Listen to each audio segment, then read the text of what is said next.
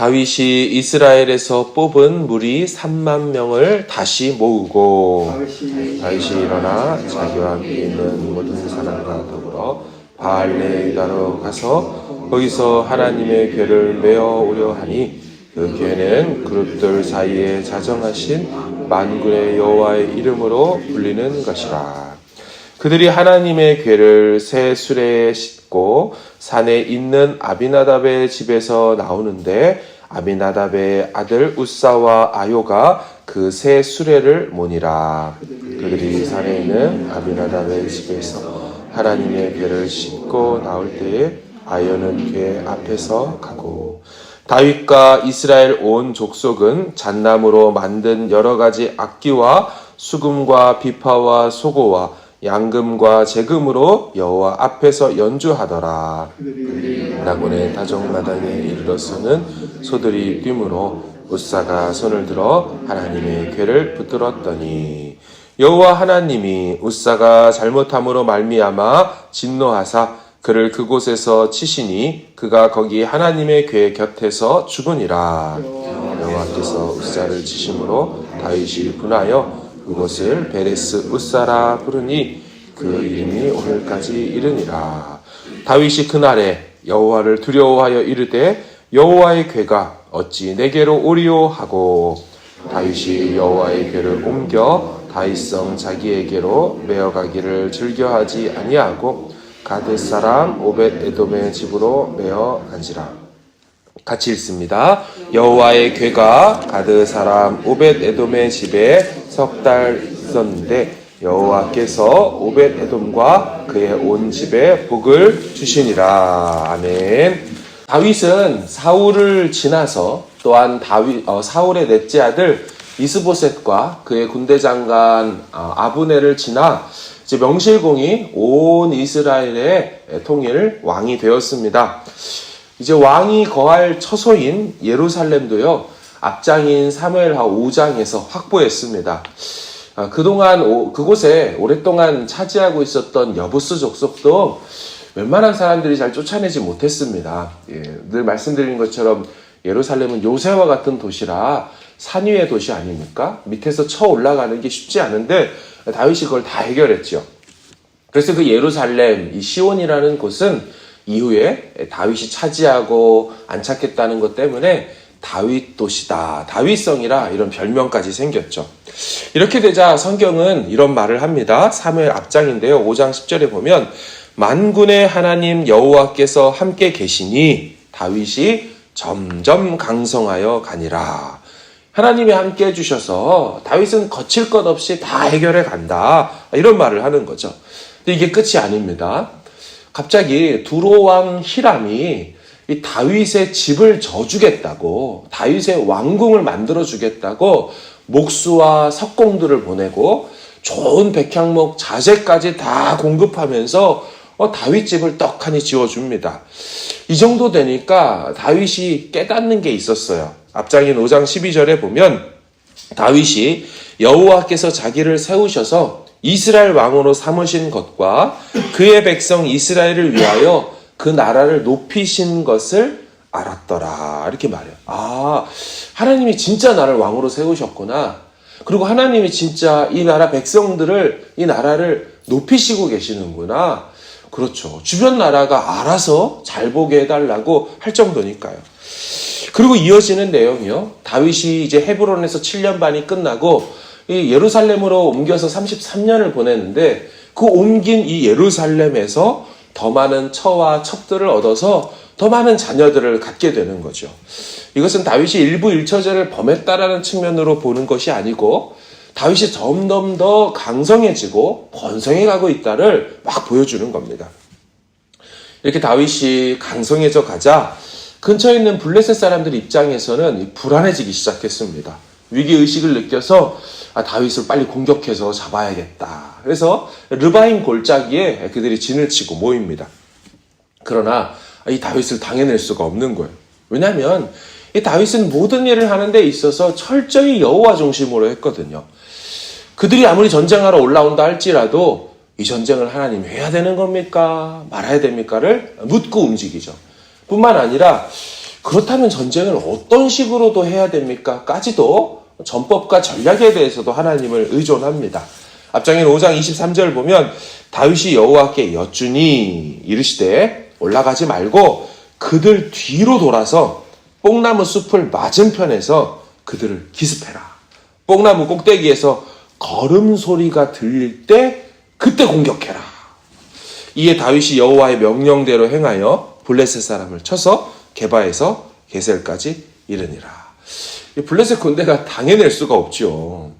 뭐 하고 안 하고도 묻질 뿐만 아니라 기습하는 방법까지 하나님이 다 알려주시고 또 물으니까 누가 이 신적 지혜를 감당해내겠습니까?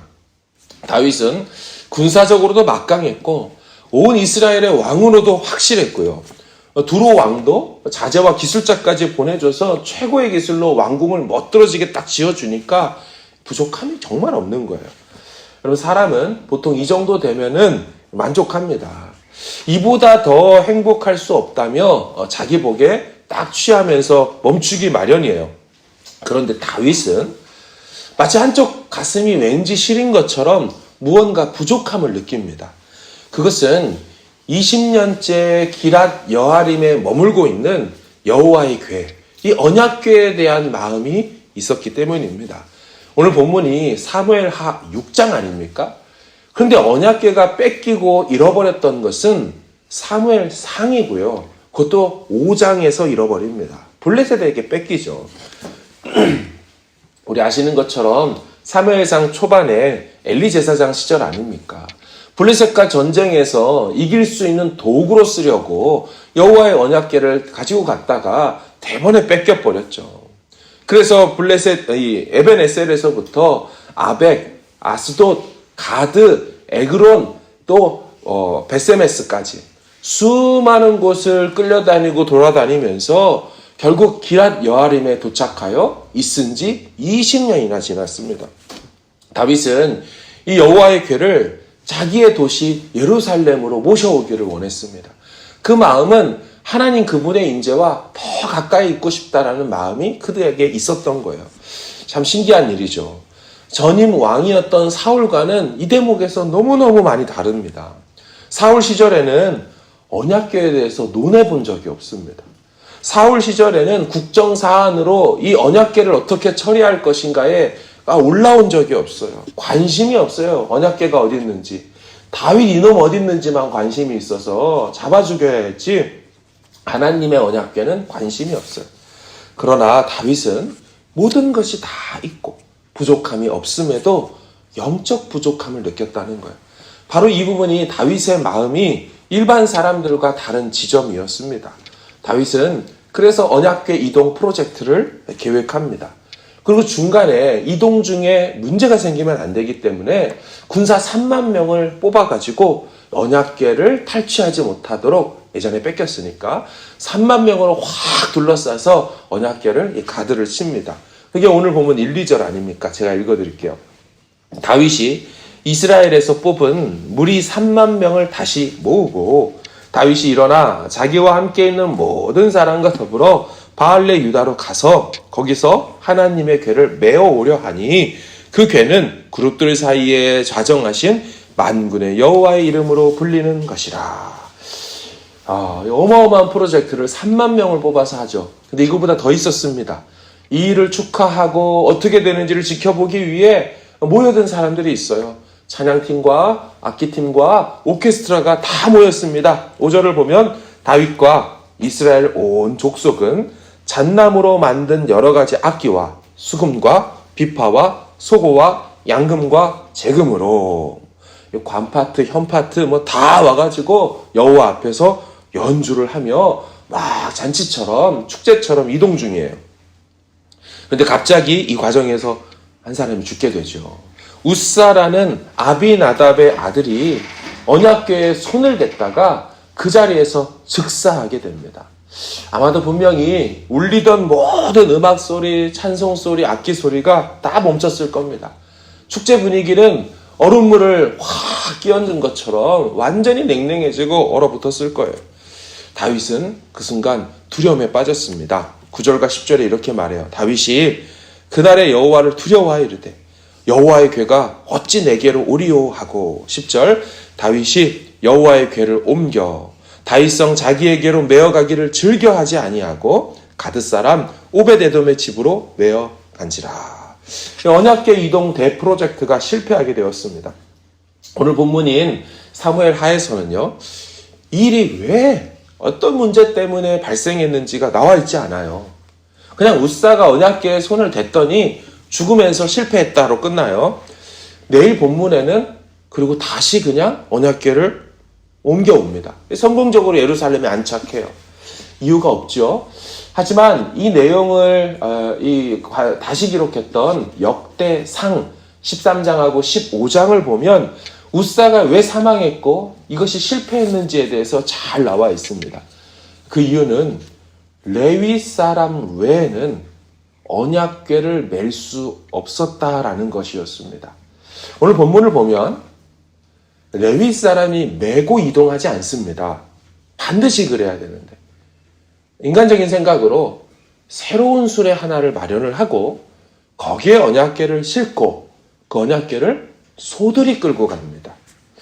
그러나 언약궤는 레위인 중에서도 고핫 자손이 매라고 했고요. 혹은 제사장이 채에 달아서 어깨에 서로 매가지고 사람이 그 중에서도 특별한 사람들이 이동하게 되었어요.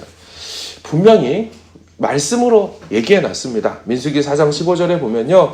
성소와 성소의 모든 기구 덮는 일을 마치거든 고핫 자손이 와서 맬 것이니라.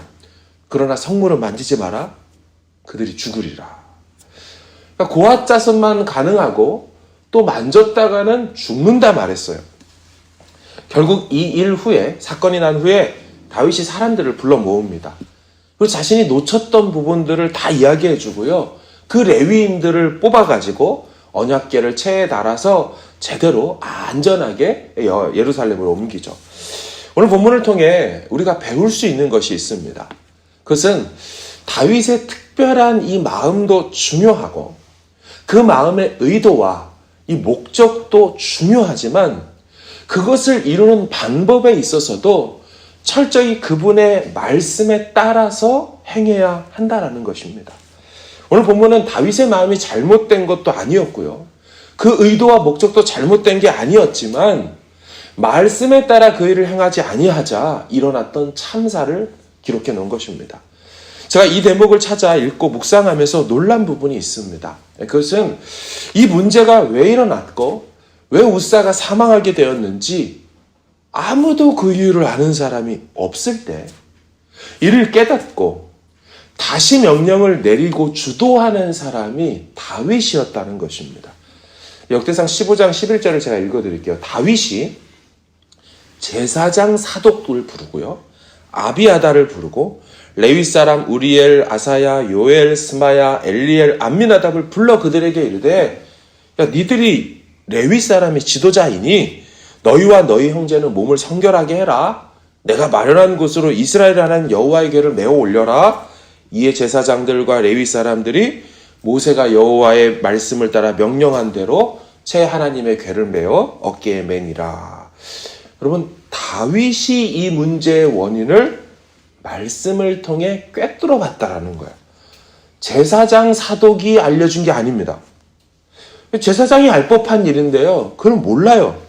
수많은 레위인들 성막 봉사하는데 그들도 몰라요. 다윗이 알아요.